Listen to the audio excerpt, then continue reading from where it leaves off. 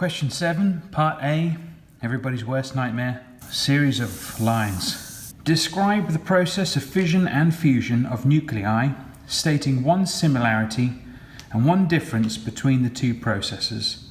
Describe the conditions required for each process to occur in a sustained manner. So I've got 6 marks. What 6 things do I think I'm gonna get marks for? So describe the process of fission and fusion. So describe is pretty straightforward, so that must be 1 mark, 2 marks. One similarity, so 3 marks. One difference, 4 marks between the two processes. And describe the conditions required for each process. So the conditions will be 5 and 6. So conditions for fission, conditions for fusion. So let's try and do that in a logical sequence.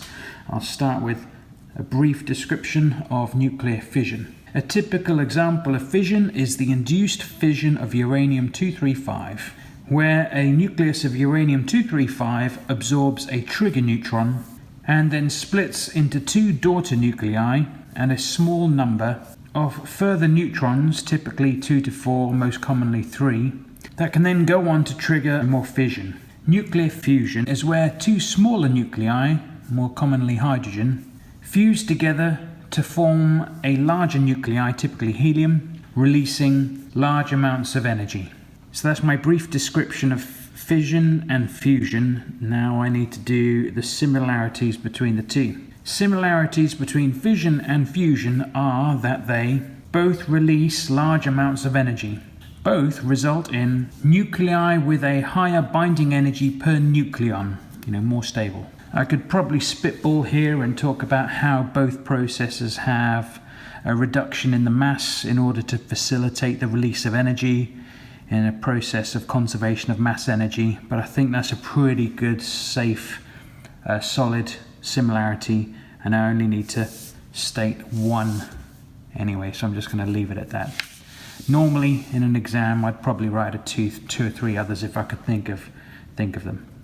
Now for the difference, the one difference between the two. One difference between fission and fusion is that fusion requires the nuclei to be moving quickly or to have great kinetic energy in order to overcome the electrostatic force of repulsion between the 2 positive nuclei. So the initial temperature needed to trigger fusion is much hotter compared to fission. So for the last 2 marks I need to talk about the conditions. The conditions for sustained fission, and I picked up the word sustained from the question, so that sort of led me to think of what to write here.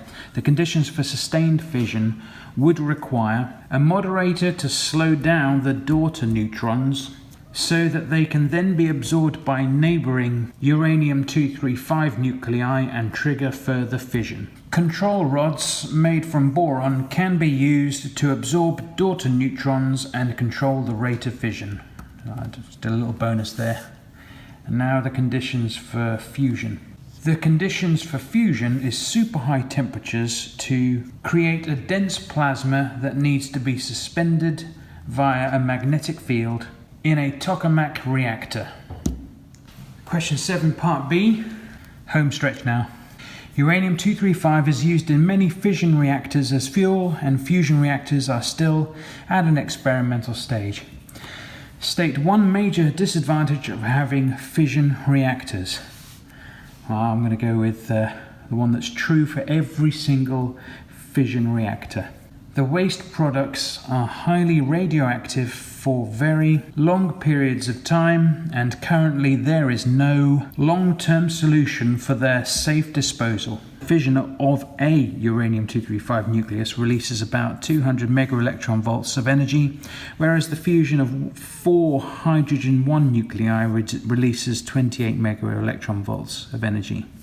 At first sight, it would appear that fusion would produce less energy than fission, 28 less than 200. However, the energy released in the fission of 1 kilogram of uranium is about 8 times less than the energy released in the fusion of 1 kilogram of hydrogen. Kilogram for kilogram. Explain this by considering the initial number of particles in 1 kilogram of each. So basically explain this 8 times ratio here. Well, let's start with One uranium-235 nucleus has a mass of one atomic unit, 1.67 times 10 to the minus 27 kilograms, times by 235 equals 3.92 times 10 to the minus 25 kilograms, and produces 200 mega electron volts of energy.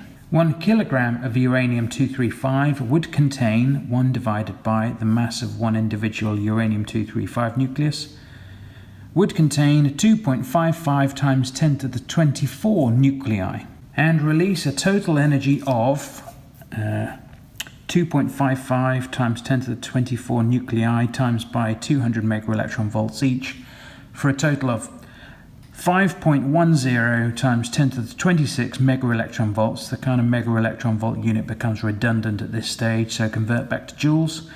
8.15 times 10 to the 13 joules of energy. Lather, rinse, repeat for the hydrogen.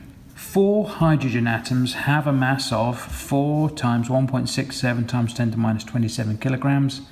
So 4 hydrogen atoms would have a mass of 6.68 times 10 to the minus 27 kilograms, and produces an energy of 28 mega electron volts of energy. Don't know why I put that bit at the end. 1 kilogram of hydrogen would produce, so I have to do 1 divided by the mass to find the number of 4 lots of hydrogen atoms, times by 28 mega electron volts each. So 1 kilogram of hydrogen would produce a total energy of 4.12 times 10 to the 27 mega electron volts. The units become not very useful, so convert to joules. 6.7 times 10 to the 14 joules. So the energy released per kilo for fusion is 6.7 times 10 to the 14 joules, which was for fusion, divided by 8.15 times 10 to minus 13 joules, which was for fission. It gives a ratio of 8.23 times greater. So the energy released per kilo of fusion is 8.23 times greater than that for fission.